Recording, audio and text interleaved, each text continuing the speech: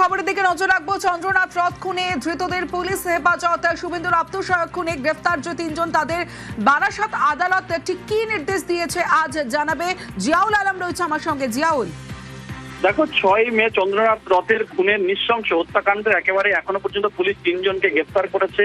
অর্থাৎ নির্দিষ্ট সূত্র থেকে কিন্তু গ্রেফতার মায়ঙ্ক রাজ মিস্ত্রি, ভিকি বংলুকে বিহারের বক্সার থেকে এবং রাজ সিংকে উত্তরপ্রদেশের বালিয়া থেকে উদ্ধার করেছে। অর্থাৎ 10 মে আটক করার পর জিজ্ঞাসাবাদের জন্য মধ্যম গ্রামে নিয়ে আসা হয় এবং সেখানে গ্রেফতার করা হয় 3 জনকে। 3 জনই কিন্তু মূলত খুনের কথা স্বীকার করেছেন। ইতিমধ্যেই কিন্তু 3 জনকে অভিযুক্তকে বারাসাত আদালতে তোলা হলে এখনো পর্যন্ত 13 দিনের পুলিশ হেফাজতের নির্দেশ দিয়ে যত পরবর্তী শুনানি 24 মে অর্থাৎ 3 অভিযুক্তকে কিন্তু একেবারে অর্থাৎ এই খুনের সঙ্গে তারা যুক্ত ছিল এবং এখান থেকে খুন করার পরে তারা কিন্তু পালিয়ে যায়।